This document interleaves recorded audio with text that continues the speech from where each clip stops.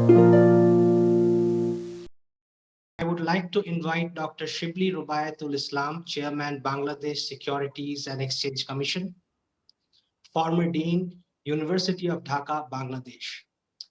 Ladies and gentlemen, we have profound speakers with us. We would love to hear the profound thoughts from each one of them and create the South Asia that we all dream of. So may I humbly request all the speakers to respect the timeline given to them. So for next 8 to 10 minutes, we have Dr. Shibli Rubayat-Ul-Islam. Over to you, sir. Thank you very much, Mr. Devendra Singh.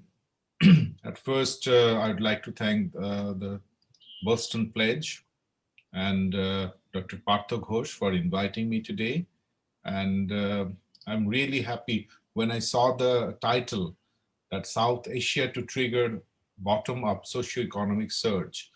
I have another television program just 10:30 in the evening with on air from London, but still I said, no, I'll join Parthoda's program because the topic is so interesting and I'm so fond of this gentleman, and whenever I invited him in Bangladesh during the time when I was the dean of the business school, he came, he made wonderful presentation every time with his own research outcomes and so time-worthy discussions that he used to make. So I wanted to take this opportunity. Parthoda, you said everything right today, and the presentation that you have made is really wonderful, so informative, and it's giving us the guidelines to us for the development of this part of the world. In the classroom, we found that during the earlier stages of human civilization, that every 300 years, the civilization moves from one place to another place. So we saw that it was here when the Sanskrit was a source of many language and many things.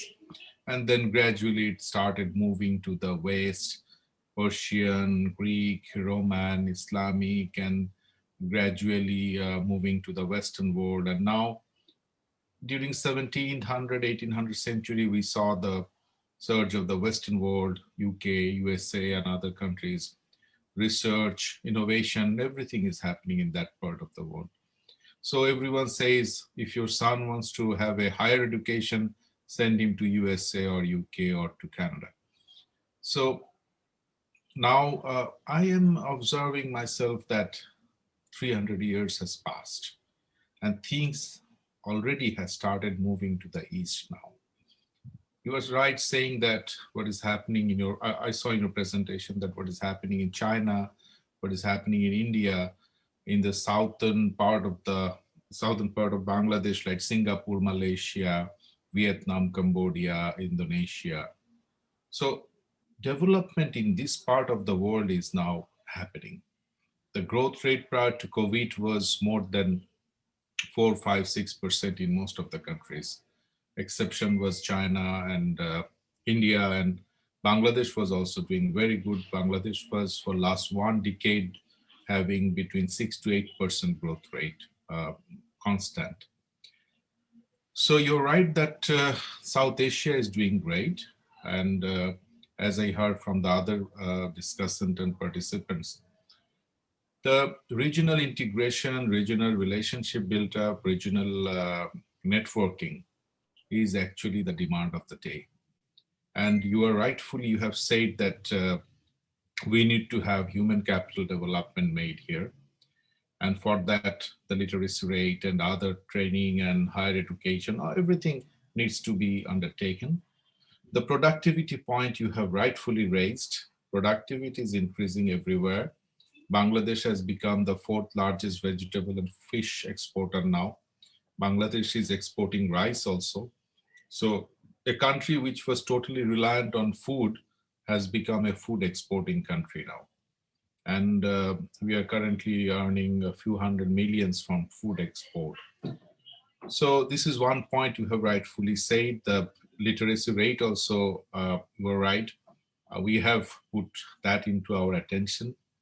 The literacy rate, which was only 15 to 22% between the 70s after we got liberated, is little more than 50 to 60% now, and which is gradually increasing, and the human capital index is also improving here. The Gini index that you talked about is very important. We are already concerned, and if you kindly allow me, then what I want to show is a slight presentation on Bangladesh, showing that if what you have said just now, if we really mean it, and if we really want to do it, South Asia can be one of the dominant force in the world in the coming centuries. So I know I have a time limitation for another 5-7 minutes, but I'll finish my presentation of slide within 3-4 minutes, just to show you that what you are dreaming, what you are planning and discussing, probably we are on the right path at this moment. So that's why I want to show you that few slides probably that will give some information to the participants today. Just a second.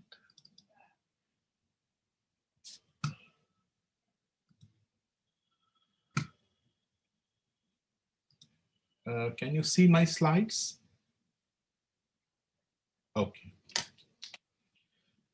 So I made a small slide just to inform the people here present today, and I saw all of their background, and all of them are such a rich in education, and they're so good in their professional field that I wanted to inform what is happening in Bangladesh. And thank you very much for your presentation made, and where many of the indicators you have shown that Bangladesh is doing quite well.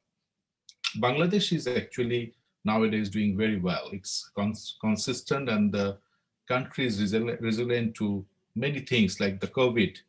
During the COVID period, our economy is still growing. It was growing at 7.5%. Now it's going between 5.6 to 6%. So it's doing quite well, and the market is doing quite well. We are taking advantage of our demographic dividend, because more than 60%, around 60% of our population is around 30 years of age or below. And the density dividend in our area is giving us a big market opportunities. I'll be quite quick for it, just to show you some information. The growth of Bangladesh dropped a little bit due to global crisis and COVID, but it was always above 6%. And last year it was near to 8%. And the things that our government has initiated doing is giving dividend, like our per capita income has gone up and crossed $2,000 last year, and it's growing at a pace of 8%. Our GDP growth is also about 8%. And you can see that this is the growth rate that we are having, and we are expecting more in the coming days. Our impact of COVID is here. You can see that it went down, but still the economy is not contracting, it's expanding. Our middle and affluent class is also increasing. That is giving a bigger market and better purchasing power, and creating a bigger market within our country. And the population, working population, is growing in such a growth rate, which is actually interesting. And the employment opportunities are also growing day by day. This is the demographic dividend that I was talking about in terms of birth rate, death rate. And so the advantage is there for us to grow further. We have a own market now where we are selling our own products, and we are now exporting country and becoming less importing country. Our raw materials are coming, and we are producing finished products nowadays. And as you know that from last year end, our current account is a surplus current account from our balance of payment and remittance growth has helped our current account today having a $4 billion surplus, and foreign exchange reserve has gone up to $43 billion. This is the demographic dividend that we are having, that our population is a working population, and our death rate has, our life has gone up to 72 years now from 56, 20 years before. Life expectancy, death during the birth has improved. Mortal mothers were we call it, I forgot the term, that during the birth, the mothers used to die, and that rate has gone down. Adult literacy rate is going up, life expectancy is improving. So economy with socio-economy, both are improving at the same time, which you pointed out in your presentation that we need to have. These are the big significant investment and infrastructure projects are underway, and power and energy solution has already brought Bangladesh to a big momentum. Now we have no power shortage, we have excess power and energy. Now Bangladesh is concentrating on infrastructural development like roads, bridge and highways. This is our economy at a glance, and just to show you the important figures so that you know what is happening here, and this will give you some idea that how the regional countries and us, we can work together. And just because of time constraint, I'm not going deep into it, but you'll have my email address and you can ask any question you have to me. Why this economy is going fast? Bangladesh is probably the top 2-3 economies in the world which is growing very fast because of our macroeconomic policy. We are getting open day by day. Our focus on agriculture output and productivity, as you said, we have that focus, and the diversity in industrial development. Our export processing zone and economic zones are now heavily busy with international investments, and that's because of the availability of workforce, literate and half literate workforce, which are helping the productions of other countries getting cheaper. And due to the general system of preference, the duty-free excise and free trade agreement that we have with many countries is also giving us commercial advantage in some cases. And we are also concentrating on human capital development, and that's why the garment industry of Bangladesh is the second largest in the world in terms of export, just after China. Our, as I said, fish and agriculture is fourth. We have the cement industry exporting, the pharmaceutical industry is growing, and also the other industries like ceramics, sanitary products, everything is now growing and coming up. And at the same time, we are also creating a new force who are IT experts, because we are talking about, our Prime Minister is talking about digital Bangladesh. So we are now giving more emphasis on digital power, IT freelancers, IT educated labor force, and we are trying to make the future of Bangladesh totally a digital Bangladesh, and that is where our Prime Minister is taking us forward. This is just at a glance our GDP growth, inflation rate, our revenue expenditures. I'm just showing you just at a glance so that you know what is happening in Bangladesh. And on the left side is what is happening, on the right side is the projection. And so far, Bangladesh has never missed any debt payment. Bangladesh has only 13% foreign loan, in terms of GDP, and we are capable enough of repaying our debt anytime.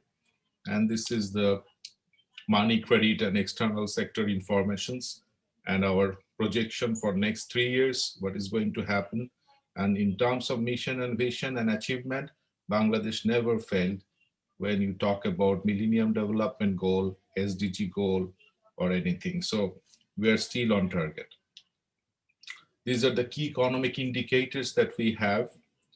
how our forestry, agriculture, fishing, mining, uh, energy, hotel service industries, and transport and communications are growing.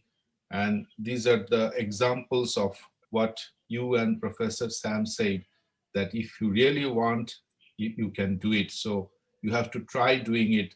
And if you have a greater market, bigger market, South Asian market, you can do much better. And that can really take China's dominance out of our hand, and we can do much better. These are our first perspective plan, which we will achieve this year. And the most interesting thing is we took it in 2010, and that was supposed to be achieved in 2021. And all that is said here already achieved. So that means what we say, we try to achieve, and we have achieved. And then I show you the second perspective plan, which is our next plan. That is our 2041. We want to be a developed country, and this is how we are going from 2021. This is our plan to go within 2041 will be like this.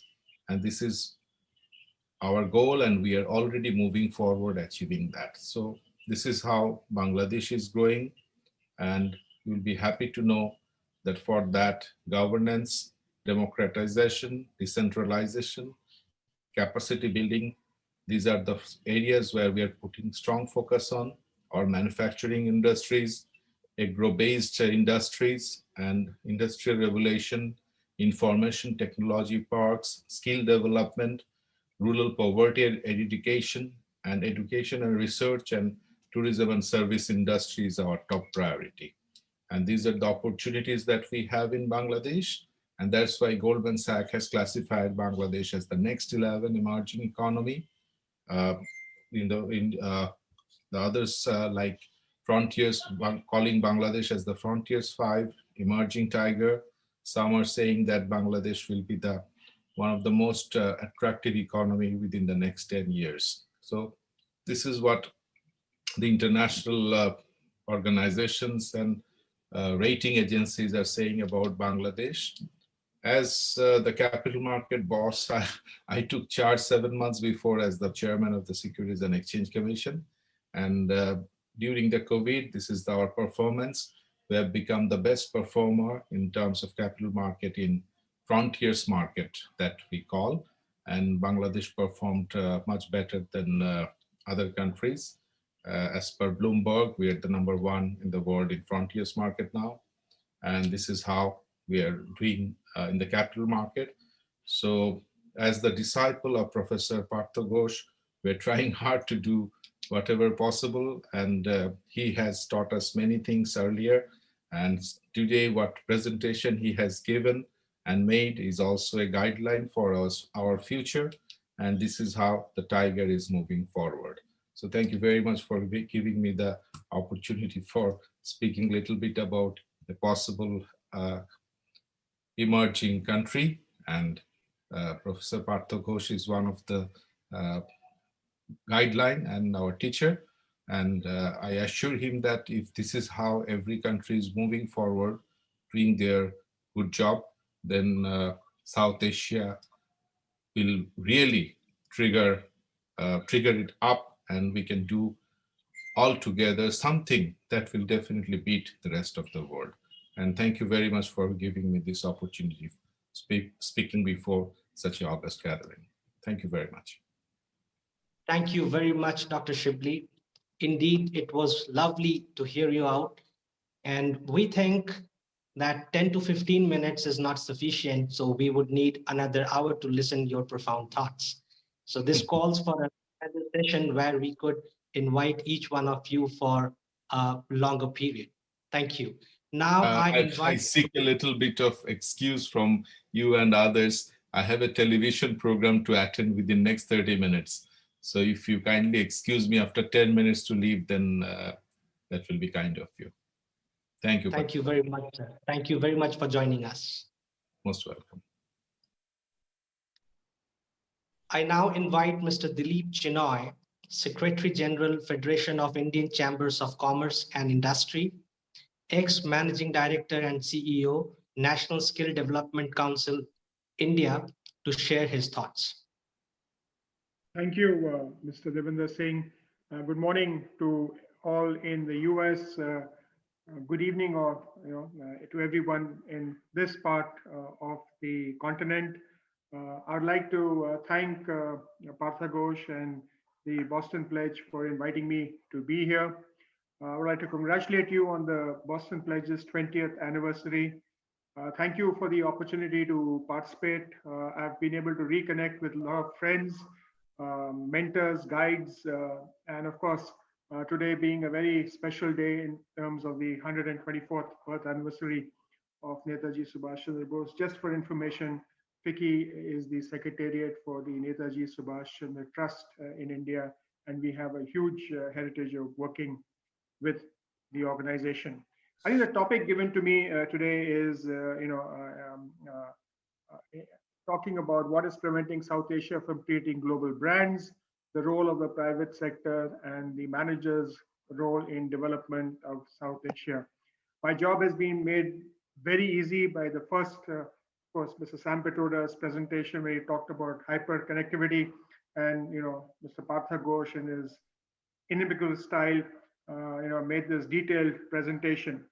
But what I would really do here is, just focus a little bit on brands, then talk about the challenges in South Asia, and then talk about some of the solutions. So I think if you look at global brands, they start and end with people. So it is important to acknowledge a significant shift to the way that people interact with brands. The COVID-19, whatever was the normal pre-COVID, is now going to be a new normal. Of course, everybody expects to connect to authentic purpose and value, and a brand of strong purpose draws people in. Interestingly, over the last few years, technology and brands are now indelibly intertwined. We form opinions on many brands through the user experience, digitally, in fact, now more so. And established brands that get the most attention do so for technological leaps and innovations, not just for the latest ad campaigns. People want to try new things that work well, and who invent things that impart a stronger connection or a positive feeling. Brands also are how people understand a business on a deeper level, but brands' ultimate role is to accelerate business growth.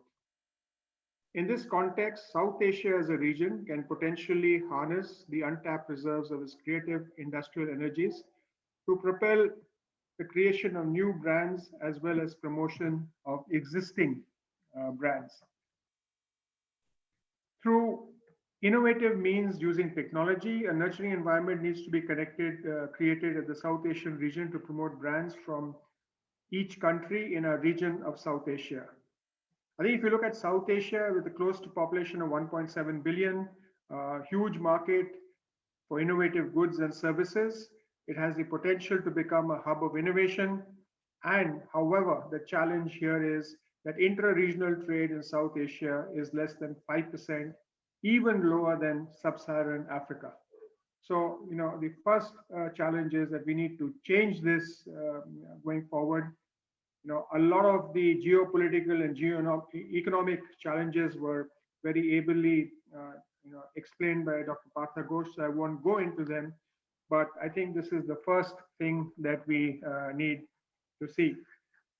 Second, if you look at the position in top brands, if you look at each of our countries, we have local brands, we have regional brands, we have national brands. You heard, what Bangladesh is doing, and of course, all the apparels and textiles were not mentioned, but the fish and the rice that they're talking about. Pakistan is very strong in sugar and other commodities. Ceylon and tea have become synonymous. So you have some, but if you look at the international brands and look at the top 100 brands, there is no brand from South Asia in the list. And if you look at this, the Asian region, if you include China and others, interestingly, there's only one brand in the top 40, and that also happens to be Life Insurance Corporation of India. So you can actually imagine that going forward. Yet there are interesting names, industrial houses from all the countries which have created a brand.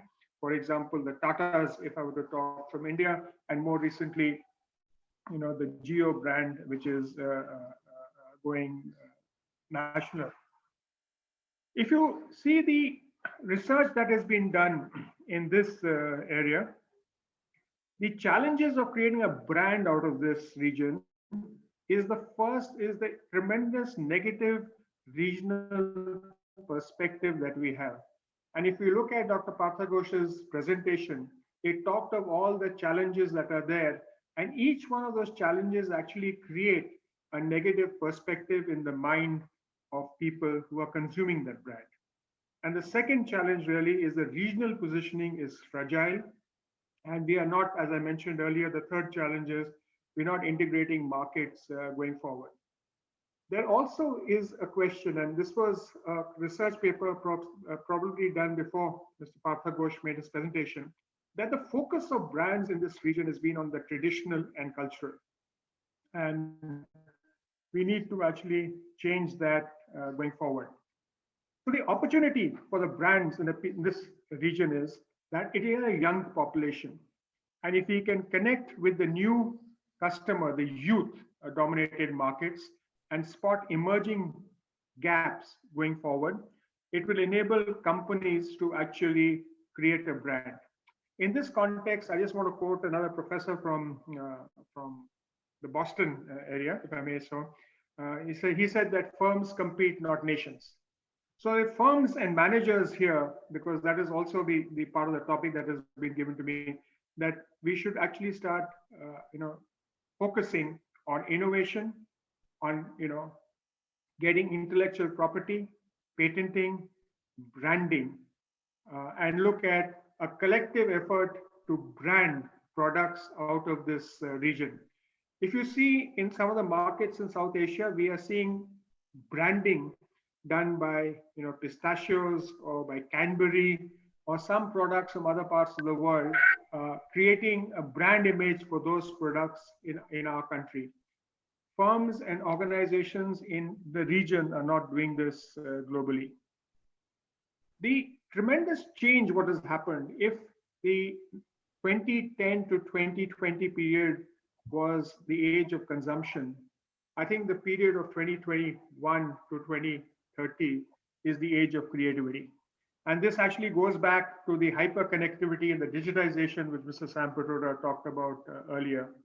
And creativity actually offers the young people and young companies who are actually challenging some of the established players to connect, as I said earlier, with new customers, youth and domestic markets, spot emerging gaps, be nimble. And interestingly, most of the existing brands are linked to a global brand promotion strategy. If companies and managers can take the advantage of not being linked to the old way of the brand promotion strategy, look at doing things differently, and also focus on modernity, it is very interesting that we will see global brands emerging out of the South Asian region. Research done 3 years ago and research done 5 years ago said the same thing. The first thing they said that there are no global brands from this region.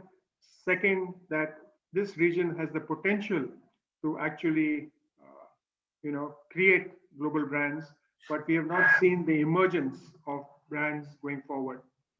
So how do we take this potential and actually make it into a possibility? And here, I would like to actually take another quote from another, professor in the US, the late Professor C.K. Prahlad, who wrote Fortune at the Bottom of the Pyramid. And when we were discussing it here, he said the next step is how do you create a fortune at the bottom of the pyramid? Is it possible, given the statistics shared by Dr. Partha Ghosh, can we use innovative methods to actually create a fortune at the bottom of the pyramid? So interestingly, each one of our countries have successful initiatives in each country. The Grameen Bank example in Bangladesh is a model. There are many more models here in India and Sri Lanka, Nepal, Pakistan. So can we identify these successful initiatives within a country or in the region? Share experiences. The great presentation from Sindh about what they were doing. Do we conduct workshops and demonstrate and create connectivities, and how do we replicate these initiatives that successfully lift people out and create a perspective here? How do we connect within the region? We take that 5%, and I was very inspired by the Bangladesh presentation that they've actually achieved every metric that they had said that they will do in their perspective plan. And I think, I don't know, but from my belief, that is perhaps the first national perspective plan that has met all targets in a defined period. I may be wrong, as I can be corrected. But if you look at that going forward, we can actually create this connection within the region, create integrated supply chains, through this, and take to the world. Now, there are many initiatives that are happening in the region. Just last week, we had a BIMSTEC conference connecting startups. Startups of the future. They have the ability to disrupt every known space here. Just for example, Skype was a big brand before they locked down. The number one here is Zoom now when you talk about, and that's the platform we are on, incidentally. So in a span of less than a year, right, you actually used and created a new brand going forward. So the second is that there are a lot of social enterprises and local sports and digital activity which is going around in different countries in the region. Our region is also blessed by a number of geographical indicators which we can actually leverage and create products and services across the world. The creative sector and the arts sector here is phenomenal. The one thing that the lockdown has actually taught us is how to take local heritage, local arts, local crafts globally, and creating a creative economy going forward. And like I said earlier, we are moving from an age of consumption to the age of creativity and connectivity. And I think if we focus on the 3 E's that Dr. Partha Ghosh talked about, ethics, ecology, and equity, and if we build businesses along that, which are engaging and connected, we can actually create brands out of this region. So what do managers have to do? Managers have to lead innovation. Managers have to collaborate. And one easy thing which has been done, that we can collaborate digitally going forward. I believe that cooperation will be the next stage of competition. Actually, if I can take Bryant McGill's quote, we must reprogram ourselves to understand that cooperation is a higher principle than competition. So if we in this region learn how to cooperate and build businesses, it can actually change the world. I was doing some research for this presentation, and I found that it is possible in the span of 4 to 5 years, take small brands that originated in a village and then take them global. And there are 10 instances from India. There's the, Mysore Deep Perfumery. There's Red Chief, which is a shoe brand. There's a solar industry. There's a, Chamundi Agarbatti. There's a Loom Solar, another solar brand. There's Malabar Gold and Diamonds. These were all things that started in villages, whether it's high flow industry or RV enterprises. They're not well known globally. They don't come into the global brand charts, but it is possible to take brands from the village and go global. Thank you very much for this opportunity, and thank you for listening to me. Thank you, Mr. Chinoy. Thank you very much for your thought-provoking presentation. Perhaps it is the time to focus on creativity, consciousness, collaboration, and cooperation for BOP, which is base of pyramid, key to resiliency. Thank you very much for your thoughts.